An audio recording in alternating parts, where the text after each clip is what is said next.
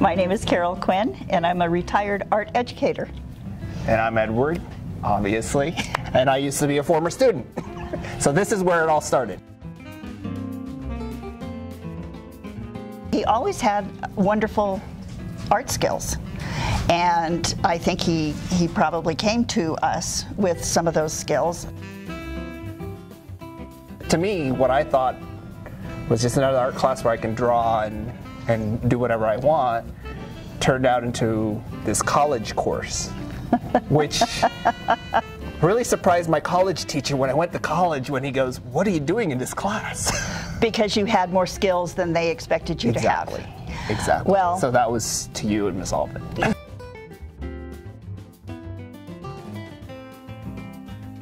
We easily agreed about was the foundation that our students needed to have, and that basic vocabulary. Right.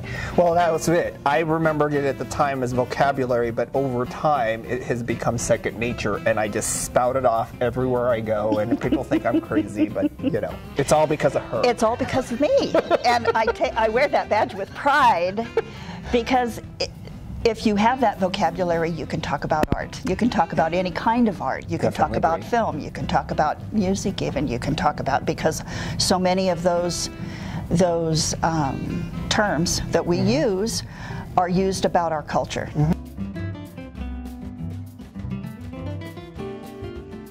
When you were in my classroom, we were doing rub-on letters, as I recall. Yes, letter set is what we. Letter set, yes. Those were we were painful. using one at a time. Rub, rub. Exactly. Next letter.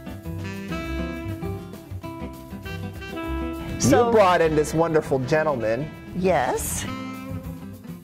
And he talked about using computers. Well, he came in this box about yay big, pulls it out, brings a Mac Classic out. Oh, and that's okay. a Mac Classic, which was this tiny 9-inch window in black and white. See, I don't even remember that. Oh, part. I did. And, well, and I will tell you exactly what I thought. I went...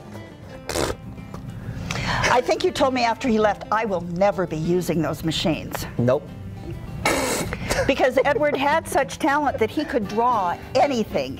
And even though he had to put up with Letraset, you know, looking at this machine thing, it just did not make any sense to you. A cocky 17-year-old says, I'm better than the machine. So this thing isn't going to replace me.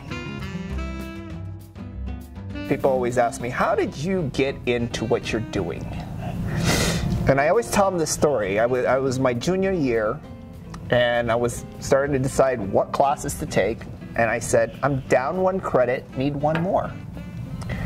And you said, and I was in your class at the time, or no, I was actually in Miss Alvin's class at the time, and you were just visiting, and you said, why don't you take my graphic arts class, and because that's an easy A. You know, you're really good in art anyway, and it wouldn't feel like it's work. So I said, yeah, that's okay, let's do that. That's fun, let's just do graphic arts. And I gotta tell you, that was what pushed me into what I'm doing. So anytime a teacher, you know, tells you ask what kind of effect a teacher can have, that's what you did. Edward not only did his assignment, and did it well, he would usually do 2 or 3 extras. And so instead of having like a total of 500 points, Edward had 2,237 points or something like that. I mean, work ethic was always your strongest suit. It wasn't work, though. It was fun. Well, it was and art. That's now, certainly what... Writing, and Mr. Shields will attest, that was work. That's what makes you proud as a teacher, is to have students who learned and enjoyed and stay in touch and all of those things. So, right. Well, what else can I ask for?